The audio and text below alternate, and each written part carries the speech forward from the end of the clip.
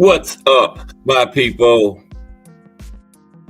It's Cat Sports again. Now, this is a sports channel, so let's talk some sports. Now, as usual, before I get started, let me give a shout out to the JBT community.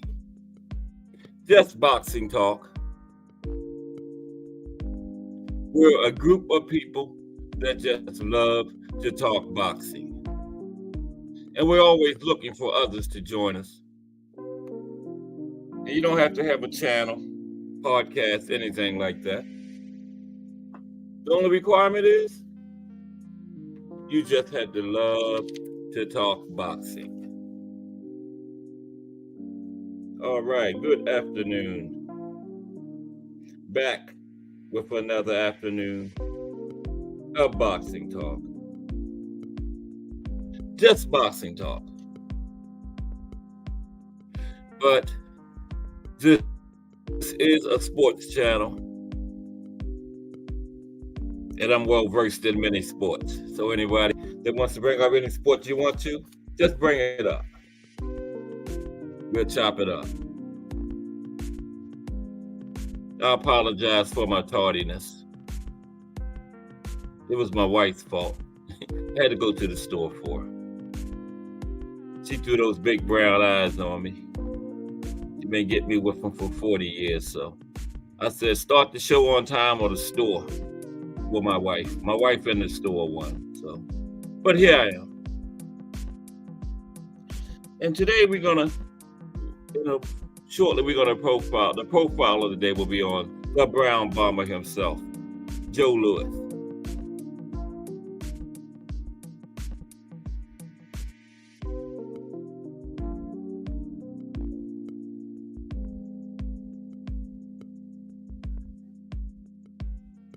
But how is everybody today on this Tuesday afternoon? A little chilly up here in Maryland today. The hawk is out.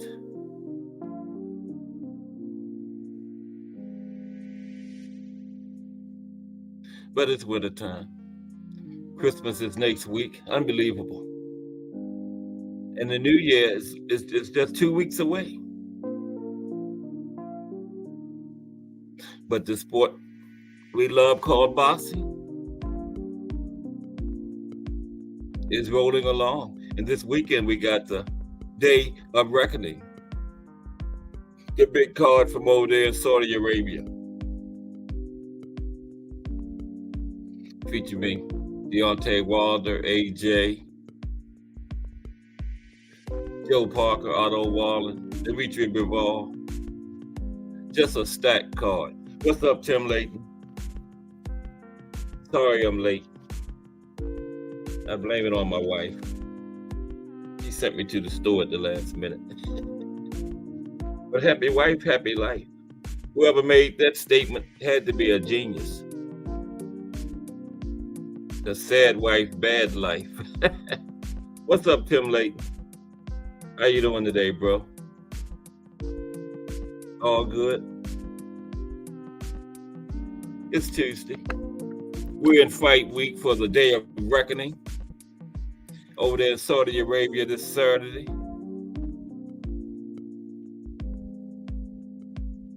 That card can't be anything but good. All those heavyweights we got on that. And a cruiserweight fight and a light heavyweight fight. Dimitri Bivol. But we don't have anything for the 30th. Next Saturday, the last Saturday of the year. I didn't see anything on the schedule.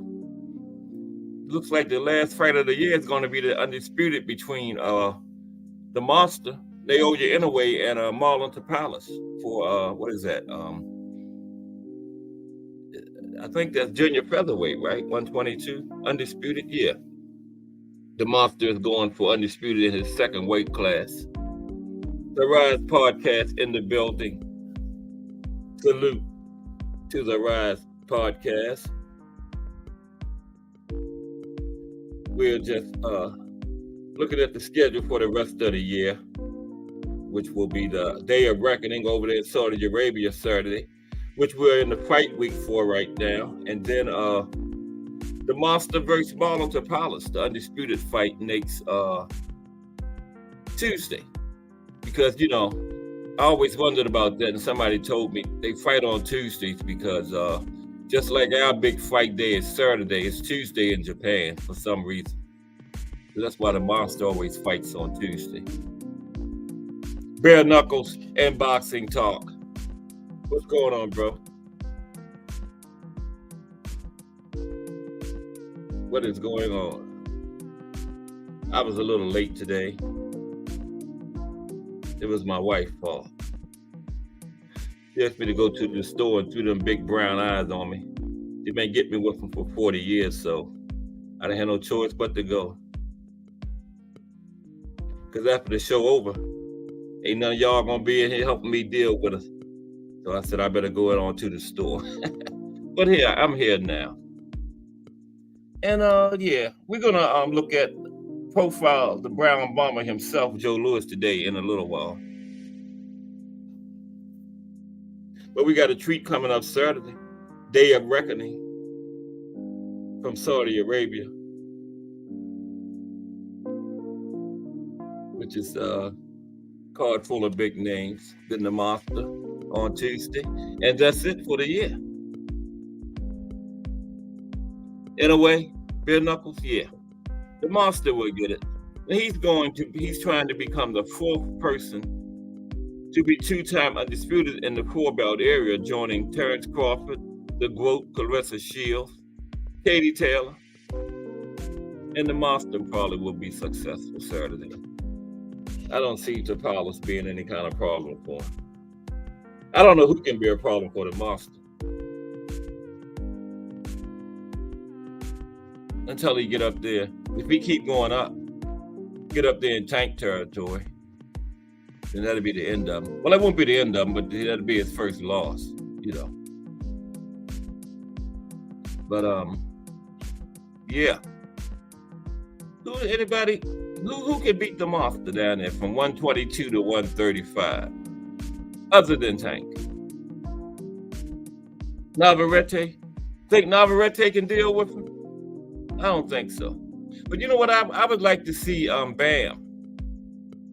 You know, Bam Rodriguez that fought Saturday. He said he's moving up. I would like to see him get up there far enough for him and Monster tangle. That would be a good one. But we probably can't get that because Bam is moving up, but Monster's moving up the other way. So by the time Bam get to 122, Monster will be at like 130. So, well, we still might get it one day. They both kind of young, you know. What y'all think about that? Bam Rodriguez and the Monster. I think Bam could deal with him. Bam is heavy-handed for a little guy, man. Mike Masick in the building. Salute, brother. Salute, my brother. Because remember in like the 8th, 9th round, every time Bam hit Sonny Edwards, blood was just spraying off of his face, man. I was yelling at the TV, stop it, man. And I knew that something was broken, because you know he got a broken orbital bone out of that fight, but because Bam hit him, I think it was the second round, and it was swelling already by the end of the round.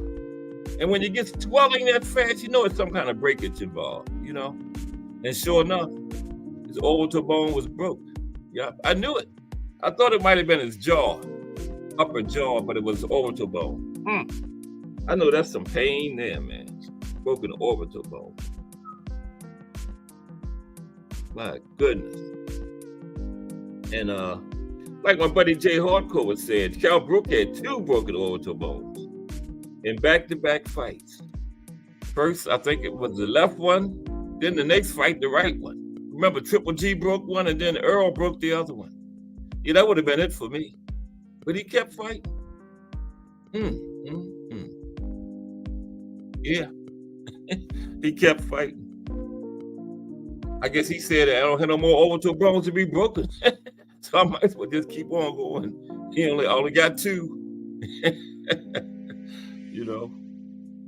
So yeah, salute to Cal Brook. Bruce Gas Boxing.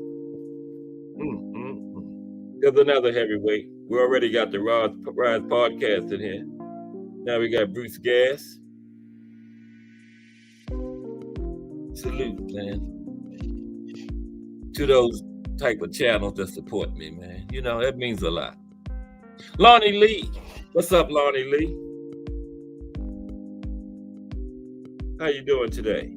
I haven't seen you in a couple of days, Lonnie Lee. I thought you had kicked me to the curb. Well, but I'm glad you're back up in here. Salute. I guess you're still at work, aren't you, Lonnie? Driving home? Okay, yeah. What you doing? Texting at them red lights?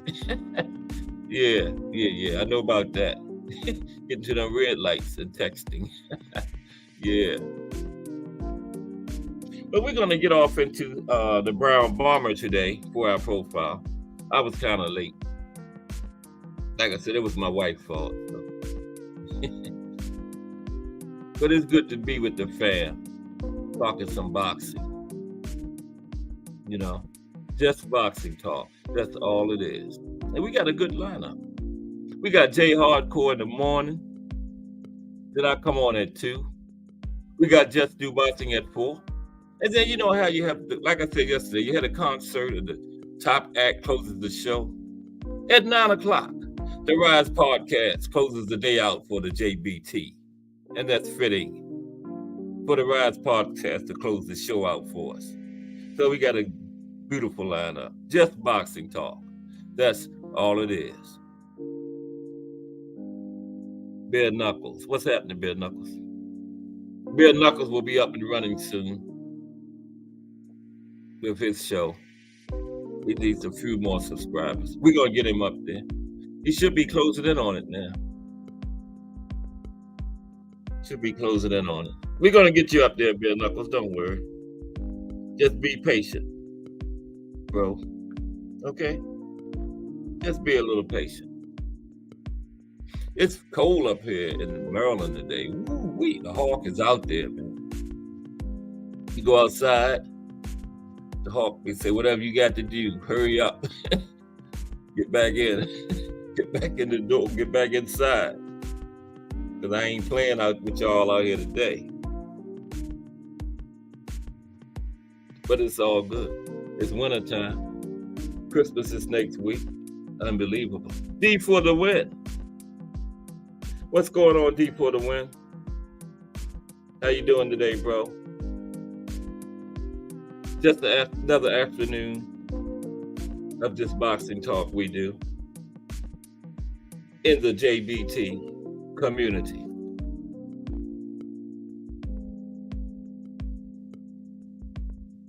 D for the win in the building.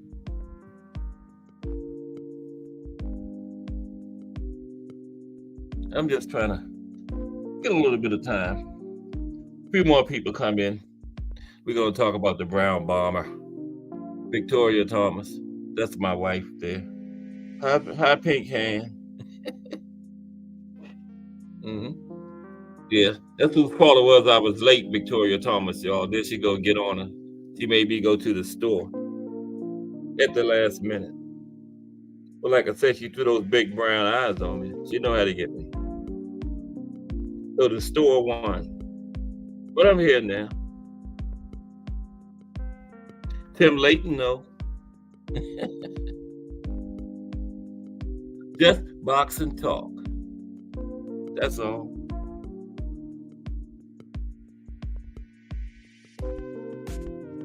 Oh, you're okay.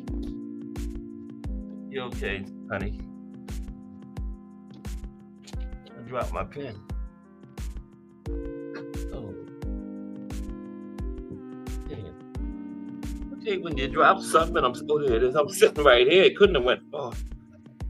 I like to write down everybody's names. I saved these lives and everybody that was in them.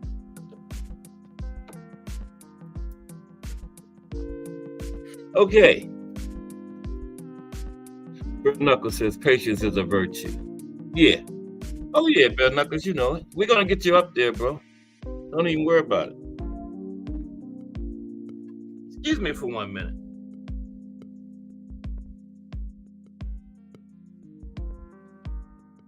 Okay. But how is everybody this afternoon?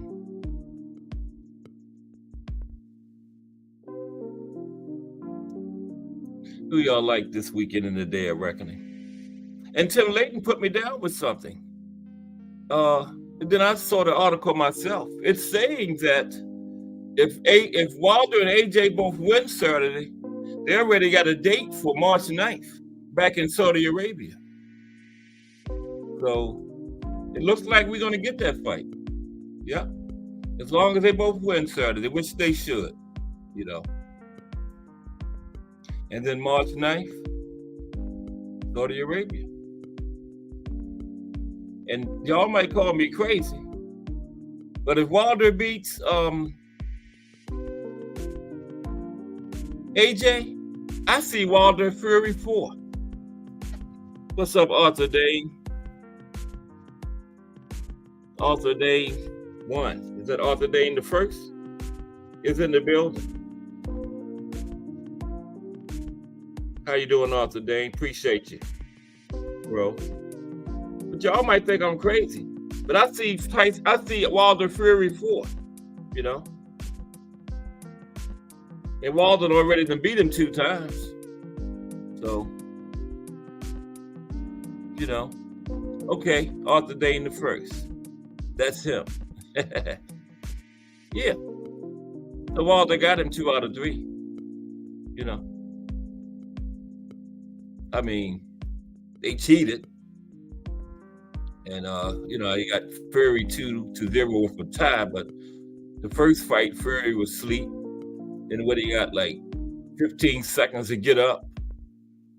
Fury legitimately won 1 fight. So I say Wilder 2-1, okay? That's the way I see it. So if ESPN can make Loma undefeated, I can get Wilder 2 out of those 3 Fury fights. Okay, it's my channel. I got Wilder 2-1. But seriously, I see Wilder Fury 4. I'll pay for it. I sure will. Arthur Dane said, I don't know if Wilder wants any more of that. Why not, Arthur Dane? All that money they can make, win, lose, or draw, they both want to get paid. Why not? Why not? And he already beat him twice, you know? Wilder already beat him twice. So shoot. Gregory Pratt in the building. I didn't see GP coming in. So what's up, Gregory Pratt? Oh, yes, there he is right there. Y'all a little ahead of me. Man, how can y'all be ahead of me? It's my channel. That's crazy. But this is Tim Layton said, salute Gregory Pratt, and he hadn't even got on mine yet. That's crazy. What's up, GP? How you doing this afternoon, my brother? Gregory Pratt. Fellow Baltimorean, which is the home of the face of boxing, by the way. In case anybody didn't been living in under a rock, didn't know Baltimore was a home of face of boxing, a home of the face of boxing. Javante Tank Davis. Okay, did I say he was the face of boxing? Yeah. What's up, GP? How you doing this afternoon, bro? Cold out there today, ain't it? The hawk is out, man. Up here in Baltimore. Is everybody ready for Christmas? I'm not. But you got to get ready because it's next week. Less than a week away. It's next Monday, as a matter of fact. And we're getting close to those NFL playoffs. And you know the road to the Super Bowl through the AFC runs right straight through Baltimore. Okay? You want to get to the Super Bowl from the AFC? You got to come here to see them Ravens. So if your favorite team is in the AFC, you got to come see them Ravens, okay? Lamar is healthy. So it's going to be a tough task. That's right, Arthur Dane. GTD, the face of boxing. Okay? The cash cow, the man, whatever you want to call it. Okay? Knocking out everything. Okay. All right, let's take a look at this. The Brown Bomber, George Foreman. Yeah, that's right, Victoria Thomas. Raven Ready. Raven Ready. Okay. Today's profile will be on Joe Louis, the Brown Bomber. Let's get into it. Okay. Ismael Barroso Boxing in the building. What's up, Barroso? I hope you get that another shot at Rolly because they cheated you, man. That wasn't right the way they did you, man. Tony Weeks. So I hope you get another shot, Barroso. You know? And by the way, really, how old are you, Barroso? I mean, what the hell you listed as? 38 or something? You know, put it in the chat. Your age for real. But yeah, you fighting a title eliminator next month, right? Against what's the guy named Davies for the WBA belt, right? Tony Weeks was paid off. Rolly went into a flurry, hitting the air, and he gonna stop the fight. Wasn't that crazy? But Ismael Barroso Boxing in the building. Salute, bro. Good to have you aboard. Always a pleasure to see you. Okay. 40 years, come on, man. 40. Somebody said you were 60. Okay. But whatever. How you beat Rolly. Okay. However old you are. But Ismael Barroso Boxing in the building. Okay. The Brown Bomber, Joe Louis. African-American boxer Joe Louis, who reigned as world heavyweight champion from 1937 until 1949, is regarded as one of the sport's all-time greats. And that 12-year reign is still the record for the longest reign as heavyweight champion. Okay? Wilder was approaching it. If they hadn't cheated him against Fury, he might have got it. Okay. But Joe Louis still holds the record as the longest reign as heavyweight champion. Okay. Who was Joe Louis anyway? Yo, Harry is next for you. Okay, Barroso. Good luck. And please, hope they don't have Tony Weeks refereeing. Who was Joe Louis? Okay. Woo-wee. We almost got 20 likes already. My record is 33. Can we get 40 today? Can we get 40 likes today? Okay. If we get 40 likes, Jay Hardcore will hit the bag 400 times tonight in the Hangout, okay? Now, who was Joe Louis? Joe Louis became boxing's heavyweight champion with his defeat of James J. Braddock in 1937. And I like Joe Louis, but he didn't deserve that fight. I'll tell you about that a little bit later, okay, in the profile. He didn't. Nicknamed the Brown Bomber, his knockout of Germany's Max Schmeling in 1938 made him a national hero, and he established a record by retaining the championship for nearly 12 years, which still is a record to this day, as I just said. After boxing, Louis endured financial problems while working as a referee and a casino greeter. He died of cardiac arrest in 1981. Okay? The early years. Okay. What Barroso talking about now? Hell no. Tony Weeks can't ever be trusted again. No, he can't. Because he's shown that he'll take money to cheat. Okay? Now, he might not be the only crooked referee, but it's been proven that he'll cheat. As good a referee as Tony Weeks is, He's not going to make the type of mistake to stop a fight like he did that Rolly fight. No. He had to be paid. Okay. Now, that's just my opinion, right? But that's what I think. Even Earl Spence said that Tony Weeks is a good referee, and that's a fighter that's better in fights that Tony Weeks had refereed, okay? And he mentioned about how controversial that stoppage was and how good of a referee Tony Weeks was. Okay, Earl Spence, a fighter, not just me. Herbert Davis stops. Well, it's okay. So whoever wins between y'all gonna stop rolling. Okay, gotcha. Joe Louis' early years.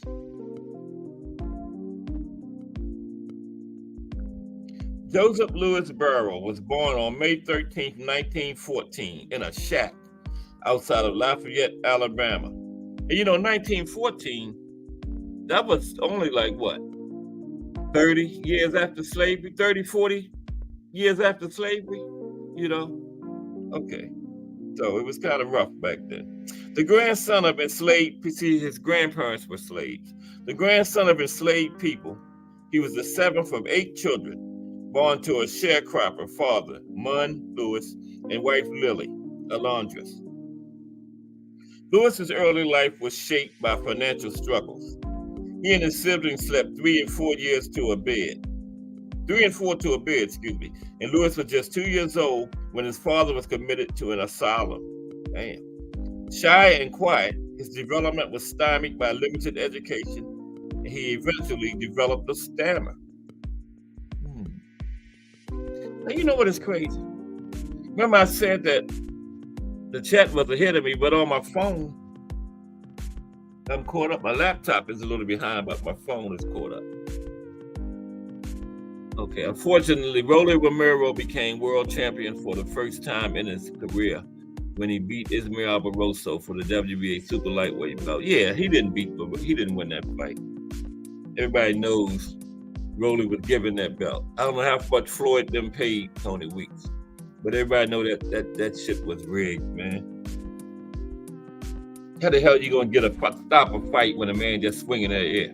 Then the round before, Rolly drew Barroso down, and Tony Weeks called it a knockdown. Threw the man down. Come on. Okay. But Lewis eventually developed a stammer. Not long after Lily Burrell remarried to widower Patrick Brooks, the family migrated north to Detroit. Yeah, I knew Joe Louis grew up in Detroit. Lewis attended the Bronson Trade School, where he trained as a cabinet maker, but was soon forced to take on odd jobs after Brooks lost his job with the Ford Motor Company. Ford Motor Company.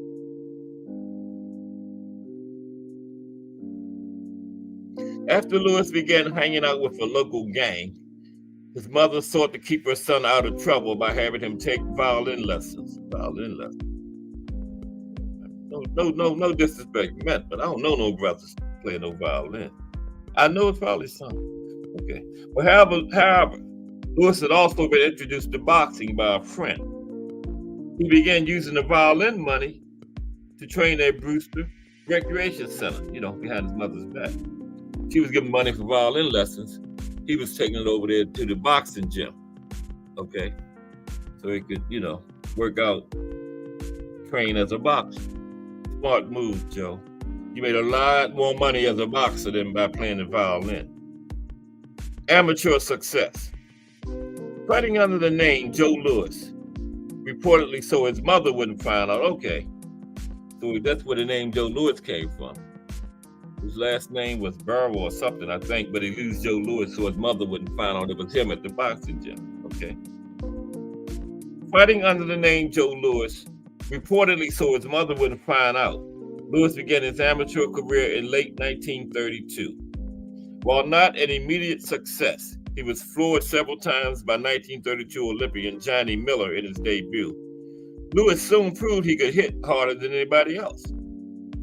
His all-around skills eventually caught up to his punching power, and in 1934, he won Detroit's Golden Gloves light heavyweight title in the open class in the National Amateur Athletic Union Championship.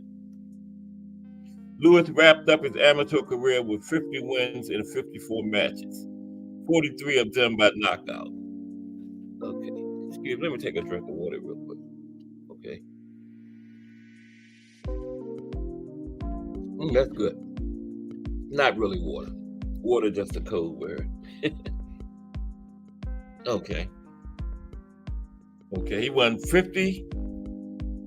He went 50-4 in the amateurs, 43 knockouts. Not bad. Not bad at all. Okay. Now, beginning of his pro career and lost to Matt Schmeling. Okay, the BN Boxing News. What's up, bro? Then I'm gonna tell you in a few minutes why Joe Louis didn't deserve that first when he fought James. I forgot his name. When his first fight for the heavyweight championship, he didn't deserve the fight. Okay. BN Boxing News in the building. What's up, BN Boxing News? How you doing, bro? Another member of the JBT community. BN Boxing News. No, Miss Thomas, I don't think any of his sons went into boxing. That's a good question. Thank you for that question. He had, I'm going to tell you in a few minutes, he had about 3 sons, but none of them went into boxing. Like Frazier's son and, Ali's daughter, Frazier's daughter, George Foreman's daughter. Yeah. No, Foreman, none of his children followed him into boxing. But good question, Victoria Thomas. Thank you for that question. Okay. All right. Louis hit the ground running as a professional in 1934, obliterating opponents with his powerful jab and devastating combos. Yeah, he had a power jab, man. I watched him fight Tommy, what's it for? Yes, this morning after I read this. But powerful jab and devastating combos, yeah. By the end of 1935, the young fighter had already dispatched former heavyweight champion Primo Carnera and Max Baer, accumulating some $370,000 in prize money. And that's millions, in today's money. $370,000 back then. Yeah. Okay. However, he reportedly did not train hard for his first fight against former heavyweight champion Schmeling of Germany. And on June 19, 1936, Schmeling scored a 12th round knockout to hand Louis his first professional defeat. Yeah, because he was playing golf and he didn't train hard for that first fight. Okay. Now, defeat of Braddock for heavyweight title. Now, this is what I was talking about. Joe Louis did not deserve that first heavyweight championship fight against James Braddock because Max Schmeling beat him. Max Schmeling should have got that title shot. And Max Schmeling and James Braddock were scheduled to fight, but Joe Louis and his team sued to stop the fight, and so Joe Louis could get it, and a federal judge ruled in their favor. Of course, it was an American judge, and Schmeling had the Nazis behind him, and the Nazi, all that mess was going on back then because Hitler was in power in Germany, and Schmeling had the Nazis behind him, and all that worked against him. So the judge ruled in Lewis's favor, and he got the fight. But say, suppose like Fury beats Usyk for undisputed, and Wilder and AJ fight, and Wilder wins, but AJ get the fight with Fury. That's that situation. Louis and Schmeling fought. Schmeling won, but Louis gets the title fight. I like Joe Louis, he did not deserve that fight at that time. But Schmeling being, I don't know if he was a Nazi, but he had the Nazis behind him, and all that worked against him. And they gave Louis the fight, the championship fight, right? They didn't want a Nazi sympathizer, whatever Schmeling was. They didn't want him to have the title. But little side note, Schmeling and Joe Louis became real close friends later on in life. And Schmeling was actually a pallbearer at Louis's funeral. Now, okay. On June 22nd, 1937, Louis was given a chance to fight James J. Braddock for the heavyweight championship, which he didn't deserve, like I was just putting to you, because he lost to Schmeling. Schmeling should have had that fight at that time. But boxing always been messed up, even way back then, doing little shady stuff. Later, the subject of Ron Howard's 2005 film Cinderella Man, Braddock was renowned for his perseverance. But after knocking Lewis down early, he was outclassed by his younger, stronger opponent, the Brown Bomber. And Lewis battered Braddock in the middle rounds until finishing him with an 8th round knockout to claim the heavyweight crown. Okay? And originally, they didn't want Lewis to fight for the heavyweight championship because, they remembered how Jack Johnson, the last black heavyweight champion, flaunted it. And Lewis's team gave him some things to go by that would help him get a title shot, which was they told him to some of the things was never have his picture taken with a white woman, never gloat over a fallen opponent, never engage in fixed fights, and live and fight clean. Those are all things that Jack Johnson did, by the way. So they wanted to keep Joe Louis away from that type of stuff. Okay. Yeah. Him and Smelling won the first fight, right? And him and Joe Louis did have a rematch. And Joe Louis had a lot of pressure on him because, like I was saying, Schmeling had the Nazi party over there in Germany behind him, but Hitler was in power then. And before that fight, Joe Louis was called to the White House. President at the time was Roosevelt, one of them. I get them mixed up, Franklin Theodore, but it was Roosevelt. And he told Joe Louis that they needed him to win that fight, because it would be a victory over Hitler and the Nazis. And after he left the White House, Joe Louis made the comment, I know I have to get Schmeling good. I have my own personal reasons to want to beat him, and the whole damn country is depending on me. So he had a lot of pressure on him going into that fight. Yeah. And plus, black people was just going crazy when Joe Louis was doing Joe Louis's reign. He was like a national hero. Okay, the Schmeling-Lewis rematch. On June 22nd, 1938, Louis got the chance at a rematch with Schmeling because Schmeling won the first fight, remember? And he had studied Joe Louis very good for that first fight, and he noticed that Louis, when he threw his jab, he dropped his left hand after that. And Schmeling took advantage of that the entire fight. And that's how he got him in the 12th round. He knocked him out. Yeah, and that was true because I watched Louis and I think it was a guy named Tommy Farr this morning. Yeah, he did drop that left after he threw that jab. Yeah. Yep. Okay. This time, the stakes were higher in the rematch, right? With Schmeling held as an example of Aryan supremacy by Adolf Hitler, the belt took on heightened nationalistic and racial overtones. And this time, Louis annihilated his German opponent with a first-round knockout, making him a hero to both black and white Americans. Okay?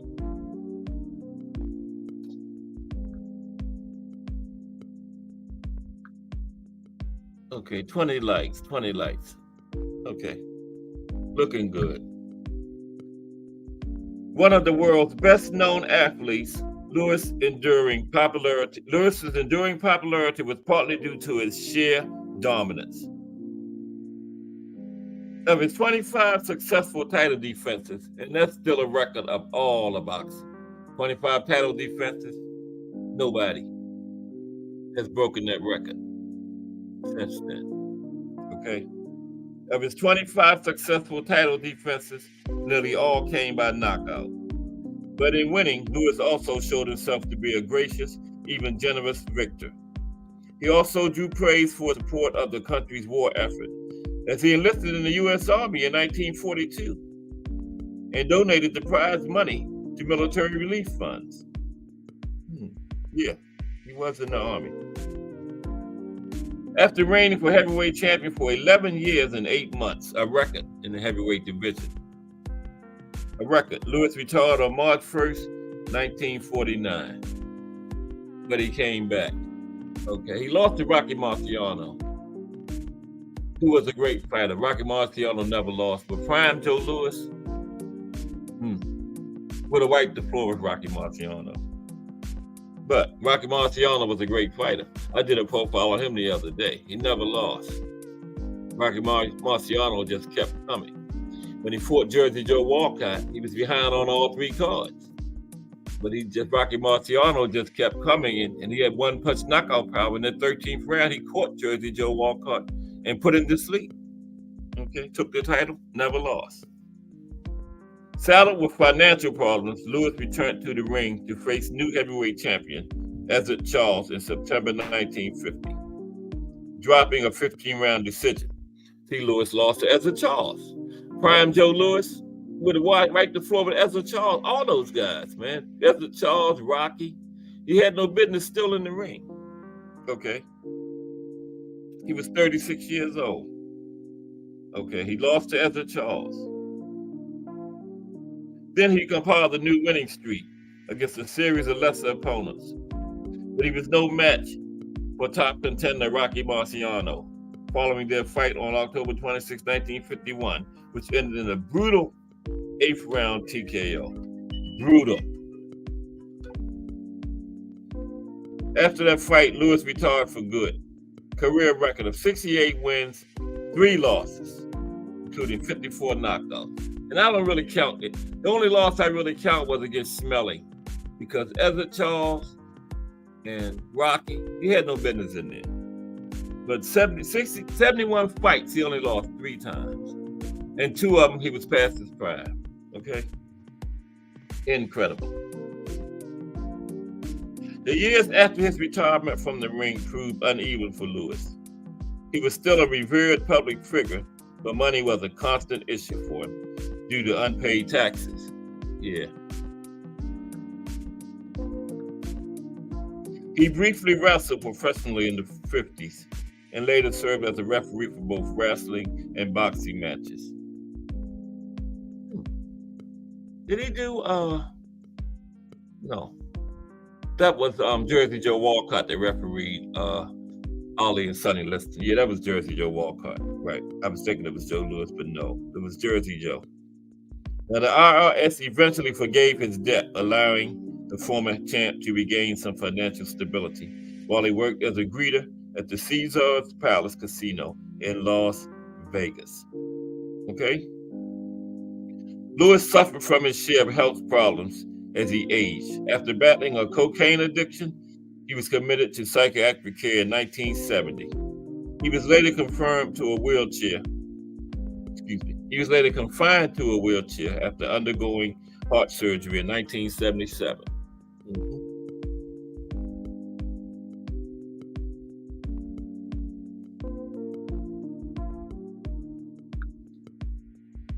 Overall, Joe Louis married 4 times. He twice married and divorced Marva Trotter. Wow. He married the same woman 2 times and got divorced from her 2 times. That's crazy. It didn't work the first time. What makes you think it's going to work the second time? Damn. He had 2 children with Marva Trotter, Jacqueline and Joseph Louis Jr. Yeah. His marriage to his second wife, Rose Morgan, was annulled after less than 3 years. With his third wife, Martha Jefferson, he adopted 4 more children, Joe Jr., John, Joyce, and Janet. Joe Jr.? So what, he had 2 Joe Jr.'s? He had a Joseph Louis Jr. by his first wife. I'll look into that later on. Okay. Additionally, Lewis was romantically involved with such celebrities as singer Lena Horne. I didn't know that. Wow. Joe Louis and Lena Horne. And actress Lana Turner. Wow. Interesting. Excuse me for one moment. One momento.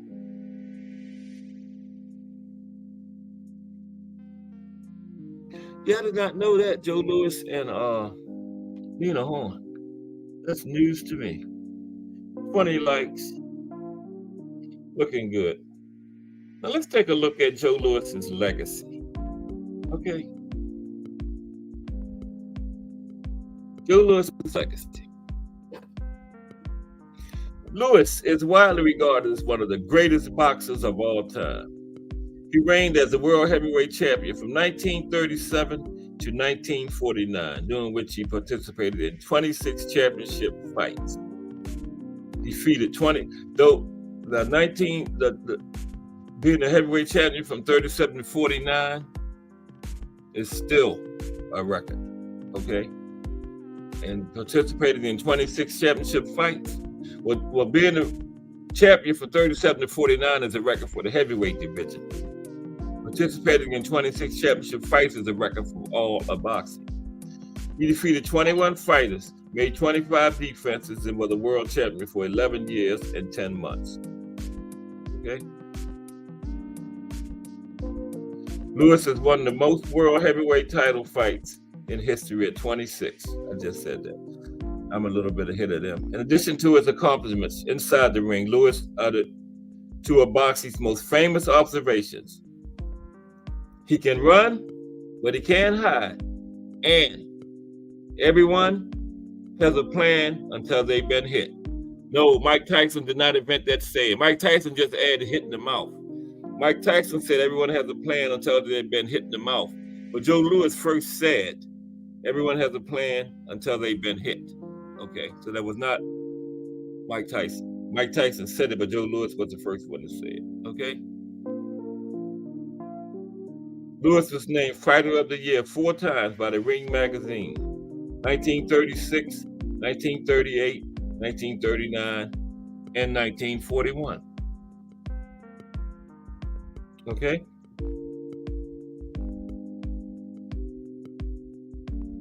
His fights with Max Baer, Max Schmeling, Tommy Farr, Bob Pastor, and Billy Conn were named Fight of the Year by that same magazine. Lewis won the Sugar Ray Robinson Award in 1941. In 2005, Lewis was ranked as the best heavyweight of all time by the International Boxing Research Organization and was ranked #1 on the Ring magazine's list of the 100 greatest punchers of all time. In a 1978 poll conducted by the HBO, the Boxing Writers of America voted Lewis the greatest heavyweight of all time. Hank Kaplan, Bert Sugar, Teddy Atlas, George Foreman, Joe Frazier, and Sugar Ray Robinson named Lewis as the greatest heavyweight boxer of all time.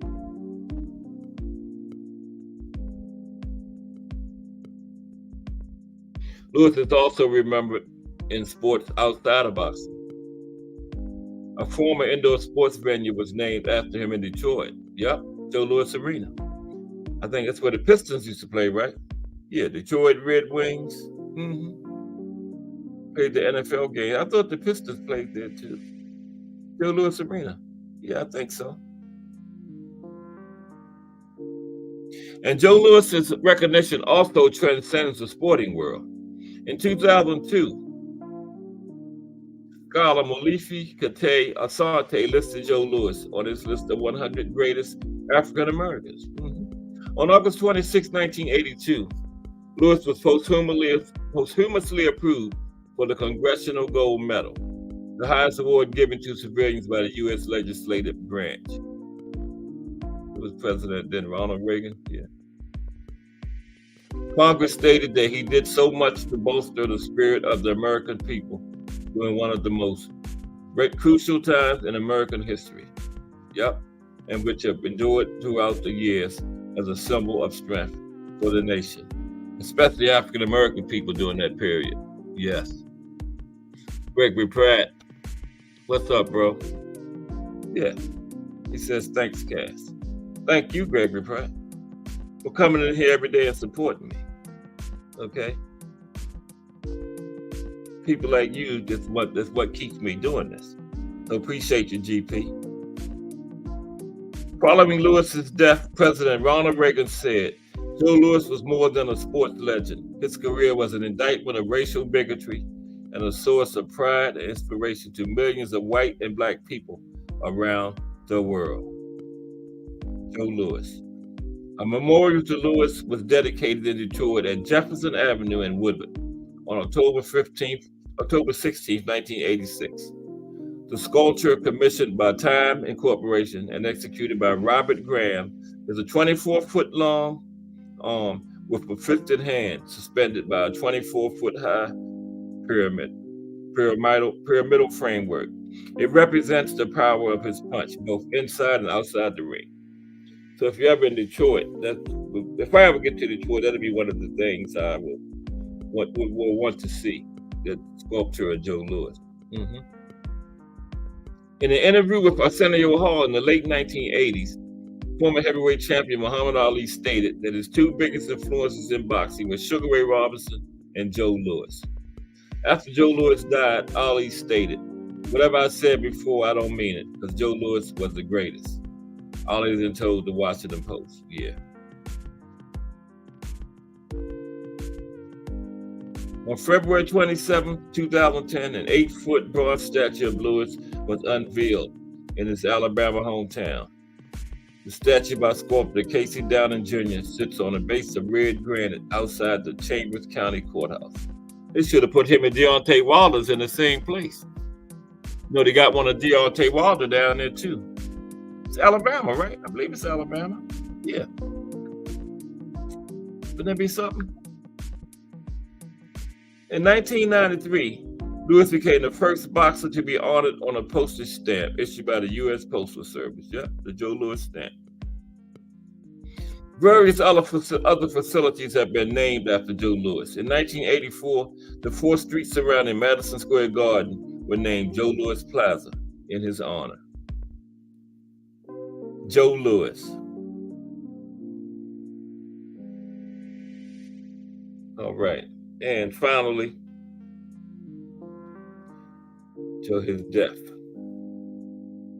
Like I was saying, him and Max Schmeling became real close friends. Okay? Joe Louis died of cardiac arrest in Desert Springs Hospital near Las Vegas on April 12, 1981, hours after his last public appearance during the Larry Holmes Trevor Berg heavyweight fight. Yeah, he was at that fight. Ronald Reagan waived the eligibility rules for burial at Arlington National Cemetery, and Louis was buried there with full military honors on April 21st, 1981. Now check this out. His funeral was paid for in part by former competitor and friend Max Schmeling, who also acted as a pallbearer. Joe Louis, the Brown Bomber. Okay, Victoria Thomas. Who's next for Crawford? I think it's Spence. Honey. I mean Victoria Thomas. I think it's Spence. Okay? I think they're gonna have a rematch. Right? The Spinks have a chance on your opinion. You mean Spence? Wait a minute. What did I do? Okay, does Spence have a chance in your opinion? I know they're having a rematch. What you think, Cass? It depends on the weight. If they fight at 147 again, I think it'll be the same. But if they fight at 154, it could be different. Okay? So, it depends on what weight class they fight in. You know, they fought at welterweight last time, right? Good question. But what y'all think about that? Spence and Crawford. Matter of fact, I think if they fight at 147 again, I think it will be the same. But if they fight at 154, then it could be very different. Yeah. Good question by Victoria Thomas. Okay. Mrs. Cass Sports. Yeah. Great question. That's what I think. You going with Crawford again, Victoria Thomas? Yeah. Do you think Spence have a chance? Yeah, because you had Crawford last time. What do you think, Victoria Thomas?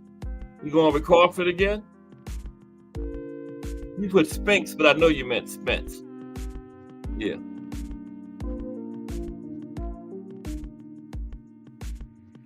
Yeah, that's what I think about it. What does the chat think about that? And by the way, tomorrow's profile will be, it's a good one. Let me see. Where is it? Tomorrow's profile will be Jake LaMotta, the Raging Bull. So that should be a good one. Tune in for that one. You got Crawford. Spence. Spence is next in line for him. They have my rematch. Yeah. I know you got Crawford again. And I got Spence again. It's the fight at 54. I ain't gonna change. Okay? I'm not gonna change. Yeah, tomorrow will be Jake LaMotta. Yeah. Yep. So how's everybody this afternoon? This Tuesday afternoon? Just boxing talk, that's all it is. You stuck on 20 likes. Okay, let's see what's going on. See what Boxing News 24 talking about right quick. Yeah, Victoria Thomas, I think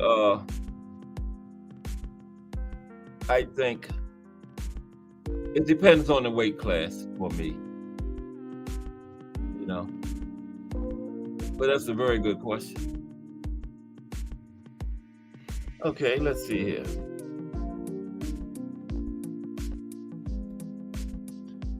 Oh, excuse me for like 2 minutes. I'll be right with you.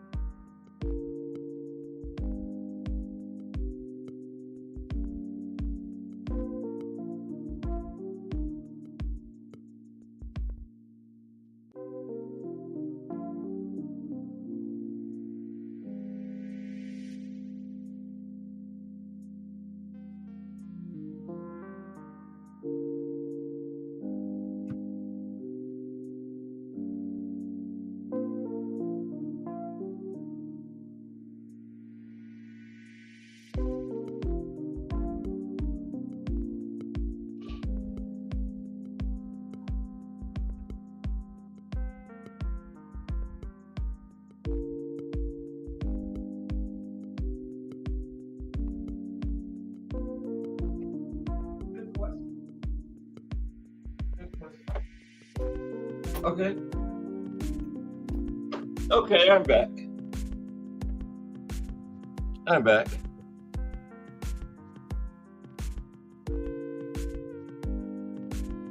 Yeah.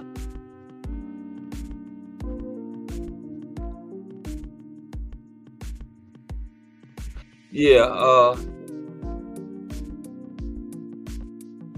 and they say Spence might have been weight drained. He had no business still fighting at 47. He was too big for the weight, but he wanted to take a shot at 40 at the undisputed. That fight should have been years ago, you know, like a lot of fights now, like Tank and Devin. They're still trying to make that fight. It should have been years ago, like Floyd and Manny Pacquiao. You know, should have been years ago. But I like how the women do it. They don't take years to make their fights. Like Franchon and Shadeja Green, that was a big fight for the women. But Franchon, Savannah Marshall got injured, couldn't defend her titles. Look what happened. They made Franchon and Shadeja right away. The men seem to not be able to do that, you know? And I have never heard a woman utter anything about a side of the street, ever. Never heard that in women's boxing, okay? It just make the fights happen. We got a fight coming up between the women in January. I think Natasha Jonas and Michaela Mayer. That's a big fight. Now check this out. Yeah, Franchon is old. Check this out. Bob Arum throws a grenade. Shakur, Teofimo, Lomachenko can all beat Tank. Our era and age must be catching up to him. Talking nonsense like that.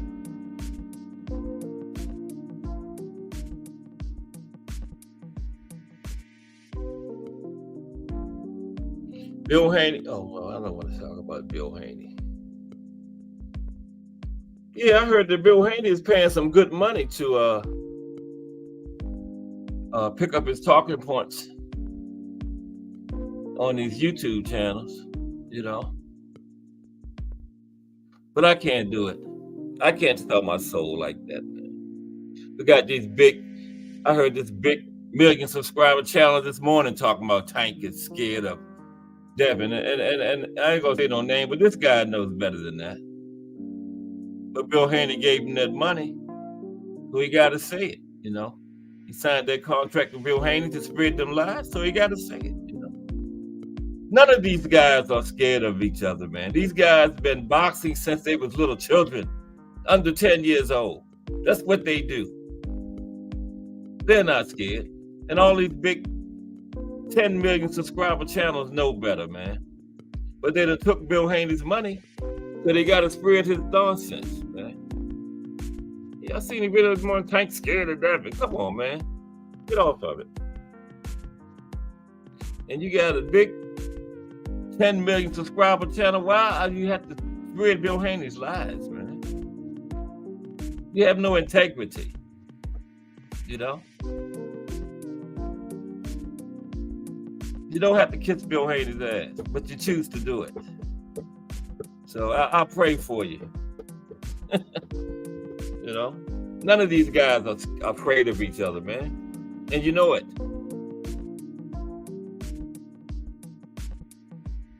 I don't know. Good question, Victoria Thomas. They had a 12 round, 3-minute round fight, women's fight, a month or so ago with Amanda Serranos and Danila Ramos.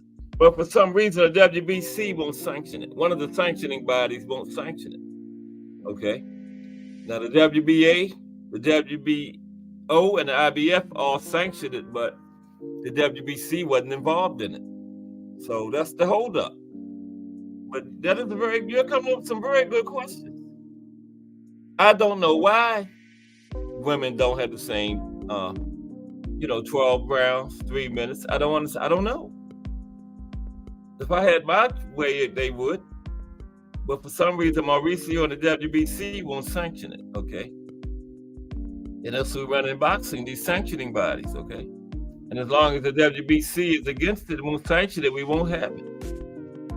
But the reason why, I have never heard them specify a reason why they don't sanction it, but they just don't, okay? 3 of the 4 sanctioning bodies are okay with it. Tim. Yeah, Tim. They kissing Bill's ass, man. This big 10 million subscriber channel this morning got a video, Tank scared of Devin. Tank not scared of Devin, and Devin not scared of Tank, man. You know, I guess that's what Bill had in his memo we gave him this morning to make this video saying Tank scared of Devin. And he took that money, so he got to do it. You know, what's up, Thomas Hill? I didn't know you was in here. How you doing this morning? Afternoon, excuse me. What's up, T Hill? Yeah, man. These guys sell their soul, man.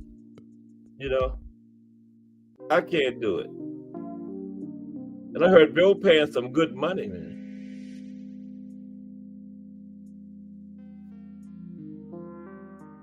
I'd rather keep my little 600 subscriber channel before I kiss Bill's ass. Yeah. I'm not doing it. Man. Tank or Devin are not afraid of each other, neither one of them. You know.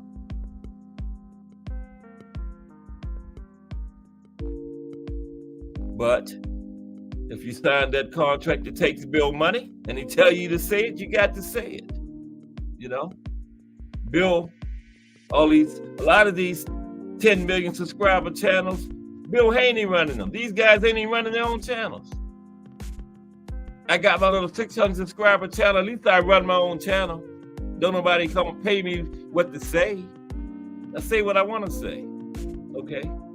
Bill Haney and nobody else can't tell me what to say because I haven't signed no contract and take nobody's money to tell me what to say. I heard Bill paying good money now.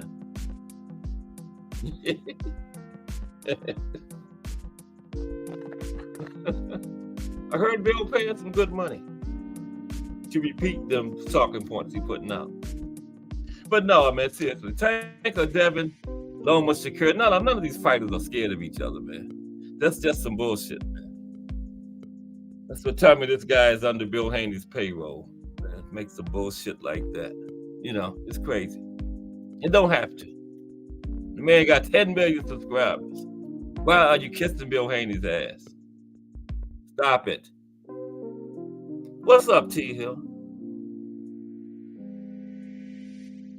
You like the Joe Lewis profile today?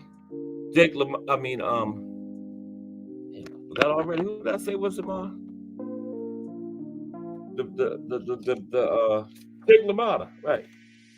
Yeah, Jake LaMotta is tomorrow. The Raging Bull. Right. Yeah, man. It's crazy. These kids been out here fighting since they were 6, 7 years old. That's what they do. Why would they be scared of each other, man? You know?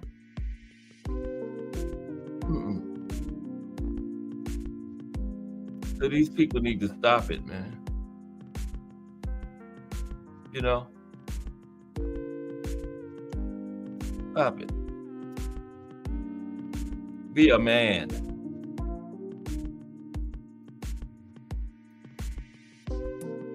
You know? And I hope somebody in here go back and tell them I said it. Tell them come on over here.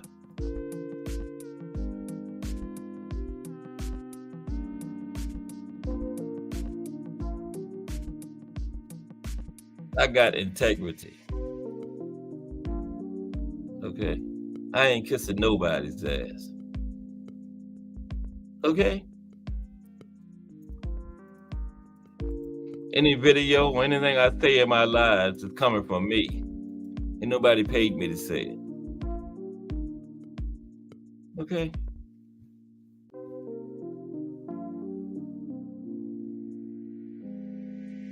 But what y'all think about the day of reckoning this weekend over there in Saudi Arabia? And yeah, man, the way I hear it, if Wilder and AJ both win, they're going to get it on March 9th back in Saudi Arabia. That would be nice. And like I said earlier in the show, I see Wilder Fury 4 coming up. Y'all might think I'm crazy, but watch. Wilder Fury 4. Next summer.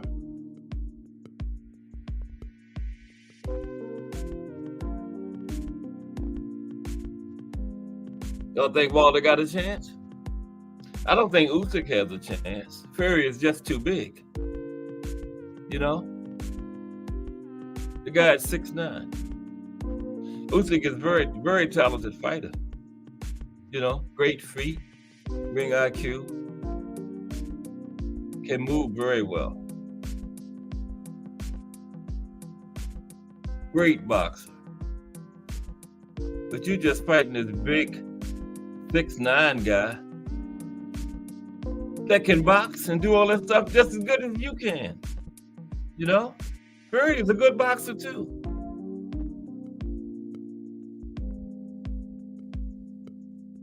And Wilder, what is Wilder, about 6'7"? Just imagine Fury, how tall is Usyk, like 6'3"? What do you think, August, Tim? Fury and Wilder 4? August? Too late to put the link in. I'll put the link in tomorrow.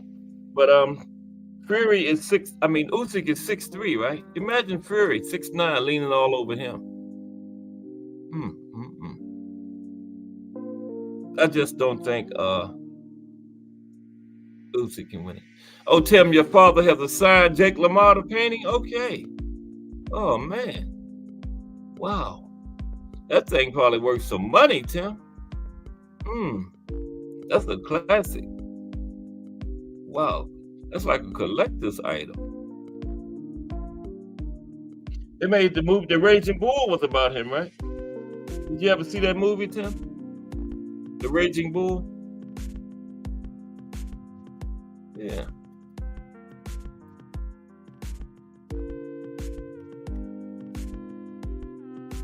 Yeah.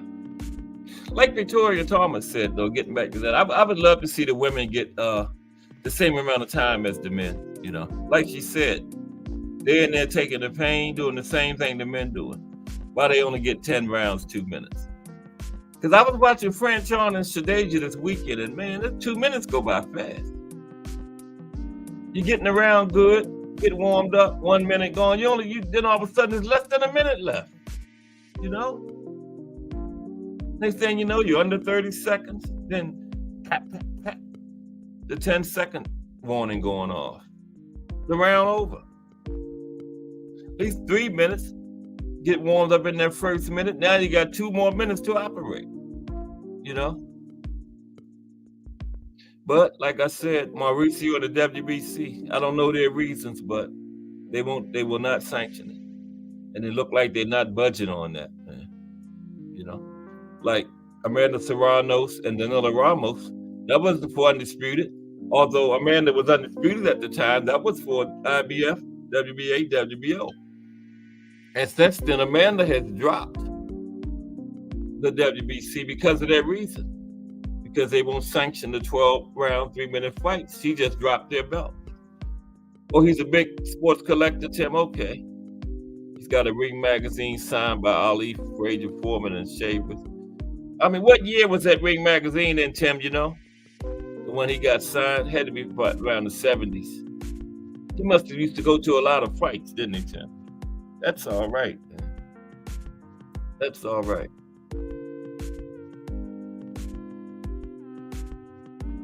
What does your father say about this boxing nowadays, Tim?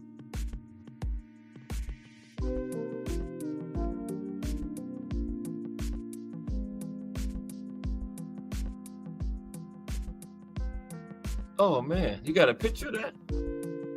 I never met Ali. Never met him. Nope. Aunt McQueen, you made it. Better late than never. Aunt McQueen in the building.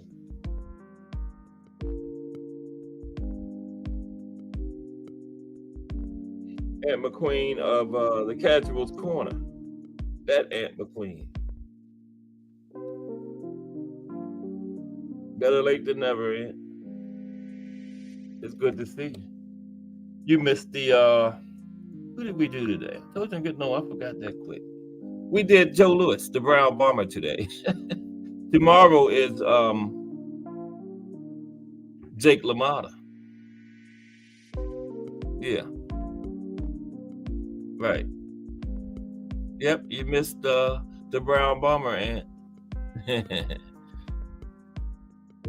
Yeah, Tim, that is great though, man. You got a picture with Ali. You got the magazine with what did you say? Shavers, Ali, and Frazier signed it. Wow, that had to be from the 70s, right? That Ring magazine. Man. Yeah. I got up close on Sugar Ray Leonard one time, but I didn't meet him. Me and my wife was at a fight in D.C. back in the 80s, and Sugar Ray Leonard was there. We was only like 4 or 5 rows behind him. Yeah. Yeah. It was in D.C. It was some like local fighters fighting. I forgot where we was at. We was at the D.C. Wasn't we at the D.C. Armory, honey? I think that fight. Yeah. We was like 4 or 5 rows behind Sugar Ray. 1973, Tim. Okay. Yeah, I figured it was around that time. Yeah. Yeah. But that's the closest I got. to one of the famous fighters. I didn't get to meet him or nothing, When the fight was over, his entourage got him on up out of there. Yeah. But that was like the middle 80s. He was young. Yep.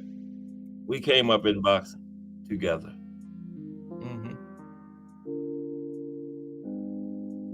Yep. And we still watching the fights. Looking forward to the Day of Reckoning this weekend. But I didn't find nothing for next Saturday. We got the Day of Reckoning, then we got Monster and Topalis on Tuesday. Then the 30th, next Saturday, the last Saturday of the year, I don't think we have anything. That's crazy. As good as this year been, man. We don't have nothing on the last Saturday. But then the first Saturday, we got the Virgil Ortiz card, his first fight at 54. And that's a pretty good card. That's, I think, O'Hara Davis and Big Watch Barroso is on that one. Yeah. Yeah.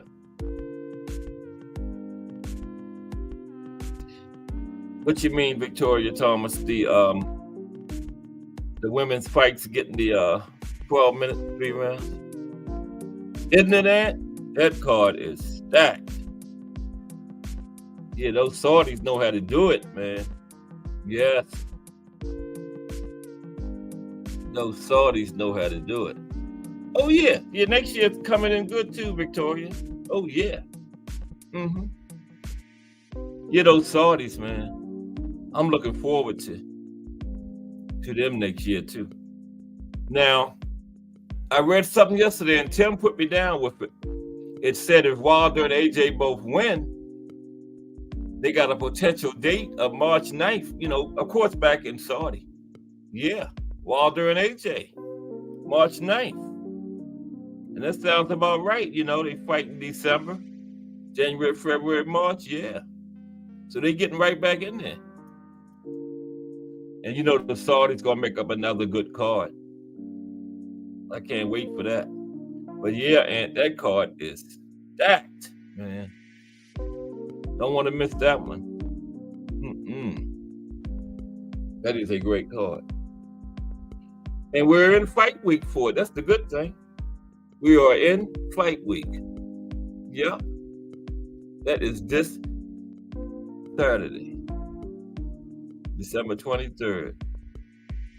And then Tuesday, Monster and Marlon Topalis. Oh, man, isn't it that? That's a good way to describe it, man. An endless stream of disposable income. Yep. Boxing fans have been truly blessed this year. And next year starting out okay, too. We got the women's fight. Well, we got Virgil come back. First fight at 54, starting the year. Then we got the women. Are they on that Virgil card? I don't know. I don't have the schedule in front of me. I think it's Natasha Jonas and Michaela Mayer. That should be a good one. That's in January. That might be on the Virgil Ortiz card. I gotta check. I gotta know. Yeah. And then of course we got Better Beeve on the I think it's the 20th. And Christian and Billy on that card. So shoot. 24 is picking right up where 23 is leaving off at. We're in good shape as boxing fans.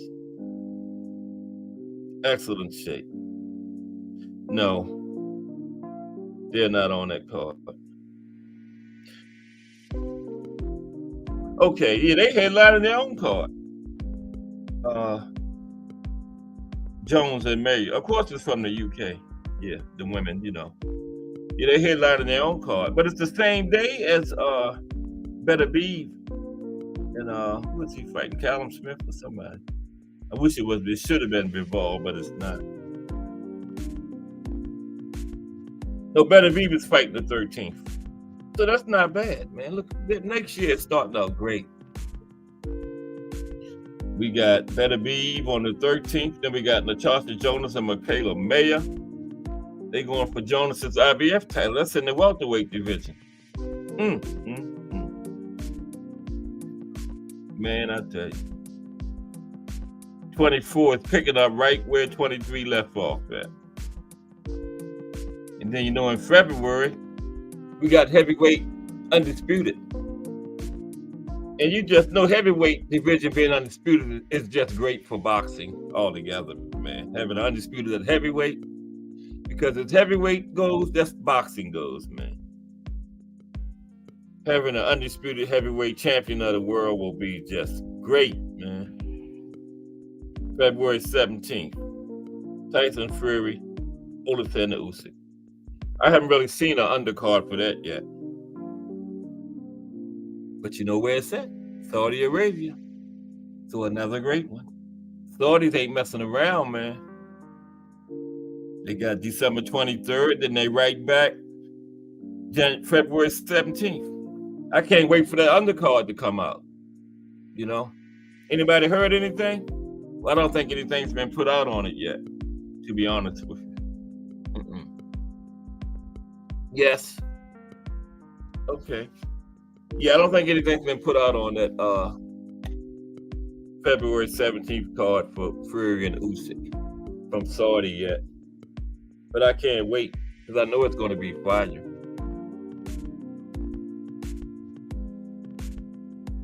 Yeah, Tim. Yeah, we got Tank coming up early next year, the face of boxing. Yeah. AJ Wilder. But Tim, they both got to win now. AJ and Wilder both got to win now, which they probably will. But it's boxing. It's boxing, It ain't going to happen. Then the face of boxing early next year. Who will his opponent be? So we, as boxing fans, we are in great shape, man. Great shape. Like I just said, 24 is picking up right where 23 left off at. Okay. Man, another good show, man. Time just flies. We don't know, Victoria. We still waiting. If it's coming anywhere near this area, we're going to be there, though. Okay. Victoria Thomas. Victoria Thomas is Mrs. Cass Sports, everybody. And if Tank come anywhere near the Baltimore, Washington area, me and Victoria Thomas will be in the house. We will be in the house.